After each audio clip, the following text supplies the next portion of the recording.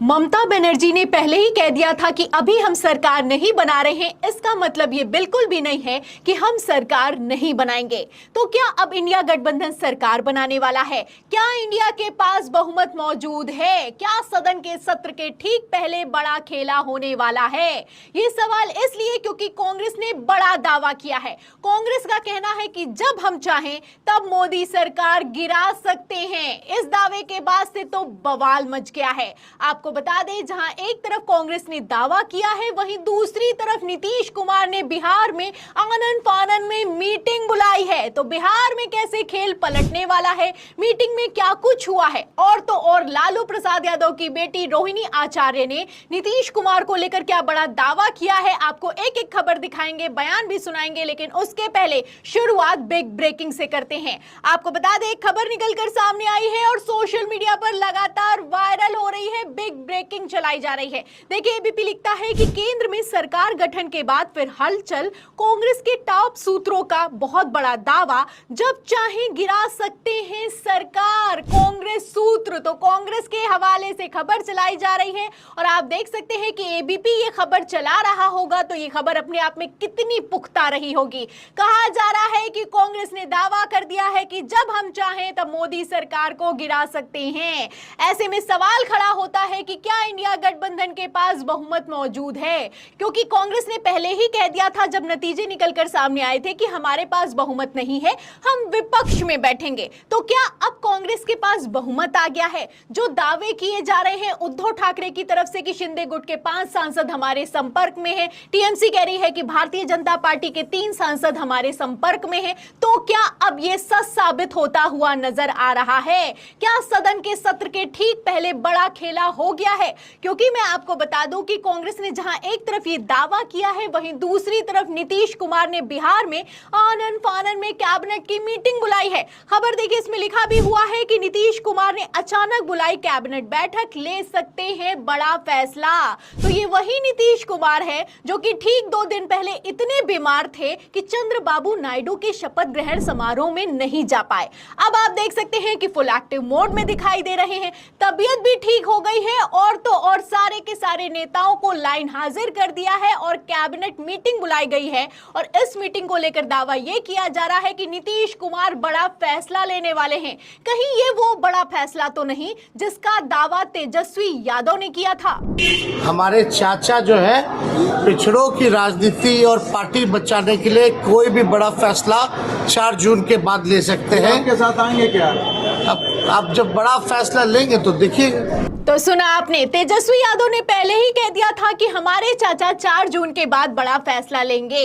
अब तो खबरें भी निकलकर सामने आ गई हैं कि नीतीश कुमार बड़ा फैसला ले सकते हैं, क्योंकि शपथ ग्रहण हो चुका है, बड़ा मंत्रालय कोई मिला नहीं है, नीतीश कुमार के सांसद नाराज हैं। लगातार बिहार में खबरें निकलकर सामने आ रही हैं कि नीतीश कुमार अब गए कि तब गए। ऐसे हालातों में मीटिंग बुलाई गई है और ये मीटिंग अपने आप में कितनी बड़ी मीटिंग बुलाई गई है, इसका अंदाजा आप इस बात से लगा सकते हैं कि 2 दिन पहले जो नीतीश कुमार चंद्रबाबू नायडू के शपथ ग्रहण में नहीं गए थे, आज मीटिंग कर रहे हैं। ऐसे हालातों में भारतीय जनता पार्टी ये अच्छे से समझती है कि नीतीश कुमार खेला कर सकते हैं, इसीलिए छोटे दलों से संपर्क साधा जा रहा है। खबर भी मौजूद है, देखिए खबर आज तक की, इसमें लिखा हुआ है कि जेडीयू की अनावश्यक मांगे नहीं मानेगी बीजेपी, सरकार की मजबूती के लिए छोटे दलों से भी संपर्क साधा है। तो छोटे दलों से संपर्क साधा जा रहा है। भारतीय जनता पार्टी जेडीयू की जो मांगे हैं उसे मानने के लिए तैयार नहीं है।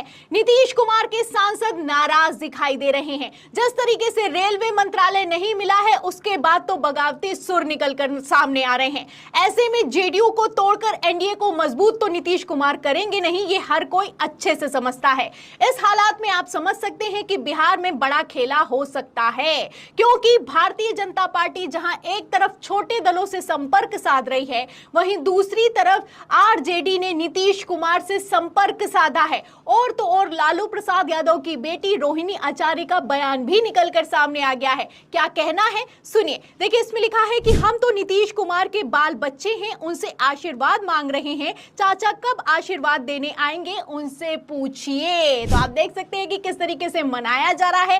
एक तरफ तेजस्वी यादव का बयान है, दूसरी तरफ रोहिणी आचार्य का बयान निकलकर सामने आया है। ये वही रोहिणी आचार्य हैं जो कि चुनाव प्रचार के दौरान कह रही थी कि चाचा के लिए अब दरवाजे बंद हो चुके हैं। देखिए लिखा भी है न्यूज़ 24 की खबर में कि हमारे चाचा फिर बदलने का प्रयास कर रहे हैं, लेकिन अब उनके लिए दरवाजे बंद हो चुके हैं। तो पहले कहना था दरवाजे बंद हो चुके थे, लेकिन अब रोहिणी आचार्य का कहना है कि हम चाचा का इंतजार कर रहे हैं, वो आशीर्वाद देने के लिए कब आएंगे। तो मीटिंग बुलाई गई है। एक तरफ दावा किया जा रहा है कि आशीर्वाद चाहिए, चाचा बड़ा फैसला लेंगे, वहीं दूसरी तरफ आनन फानन में नीतीश कुमार ने मीटिंग बुलाई है। कांग्रेस ने तो कह दिया है कि जब हम चाहें तब मोदी सरकार को गिरा सकते हैं। तो ये मीटिंग अपने आप में कितनी अहम होने वाली है आप समझ सकते हैं, क्योंकि मैं आपको बता दूं कि जब 4 जून को रिजल्ट निकलकर सामने आया, उसके बाद 7 जून को भी नीतीश कुमार ने मीटिंग बुलाई थी। मीटिंग की तस्वीरें आप देख सकते हैं और इस मीटिंग को लेकर दावा यह किया गया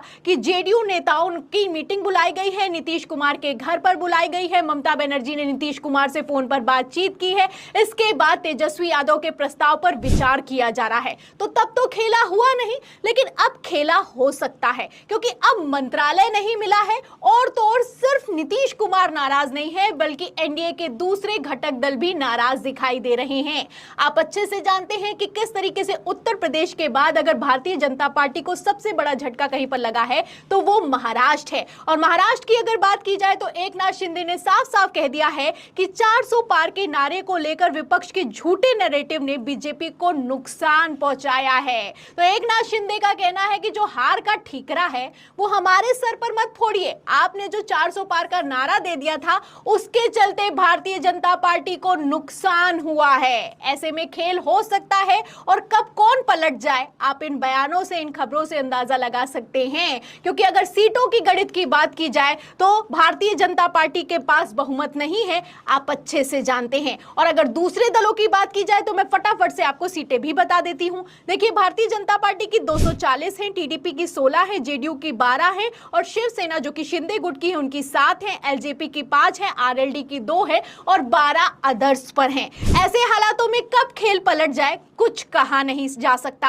क्योंकि जेडीयू की 12 सीटें हैं और तो और जो एकनाथ शिंदे नाराज चल रहे हैं उनकी शिवसेना के पास 7 सीटें हैं। ऐसे में अगर 15 से 16 सीटें यानी कि 15 से 16 सांसद भी इधर से उधर हो गए तो खेल कभी भी पलट सकता है, क्योंकि भारतीय जनता पार्टी के पास 240 है, वहीं एनडीए के पास 293 हैं। ऐसे में 240 लाने वाली बीजेपी का क्या होगा सवाल खड़ा होता है। जिस तरीके से भारतीय जनता पार्टी ने मंत्रालय बांटे हैं और तो और स्पीकर पद देने के लिए तैयार नहीं है, उसके बाद से आपसी खींचतान मची हुई है, क्योंकि स्पीकर जेडीयू और टीडीपी छोड़ना चाहते नहीं और भारतीय जनता पार्टी उसे देना चाहते नहीं। तो ऐसे में 24 जून को संसद का पहला सत्र होने वाला है और 26 जून को स्पीकर को चुनना है, लेकिन स्पीकर के नाम पर अभी तक मोहर नहीं लगी है। आपको बता दें ऐसा पहली बार हो रहा है कि सांसद चुन लिए गए हैं, किनको मंत्री पद देना है क्या वो दे दिया गया है, लेकिन शपथ ग्रहण अभी तक नहीं हुआ है। अब शपथ ग्रहण क्यों नहीं हुआ है आप समझ सकते हैं, जब स्पीकर ही नहीं होगा तो शपथ कौन दिलाएगा। तो फिलहाल क्या होगा क्या नहीं होगा ये तो आने वाला वक्त बताएगा, लेकिन सवाल तो किया जा रहा है कि नीतीश कुमार रहेंगे या फिर कि जाएंगे, नीतीश कुमार एनडीए में रहेंगे या फिर कि इंडिया में चले जाएंगे। आपको क्या लगता है, क्या नीतीश कुमार बड़ा खेला करने वाले हैं? और अगर मान भी लीजिए कि नीतीश कुमार ने नहीं किया तो क्या दूसरे घटक दल खेल कर देंगे? क्योंकि इंडिया गठबंधन ने तो कह दिया है, कांग्रेस ने तो कह दिया है कि हम जब चाहे तब मोदी सरकार को गिरा सकते हैं। ये अपने आप में बहुत बड़ा दावा है और इस दावे के सामने आने के बाद से भारतीय जनता पार्टी की हालत खराब दिखाई दे रही है। तो इस पूरी खबर पर आपको क्या लगता है, ये एनडीए की सरकार कितने दिनों की मेहमान है? इस सवाल के जवाब में, इस पूरी रिपोर्ट पर आपकी जो भी राय है हमें कमेंट बॉक्स में जरूर लिखें। वीडियो को ज्यादा से ज्यादा शेयर करें, सब्सक्राइबर बटन दबाएं, हमारे चैनल को लाइक करें, सब्सक्राइब करें, ज्वाइन करें। फिर मिलते हैं अगली खबर के साथ, तब तक के लिए धन्यवाद।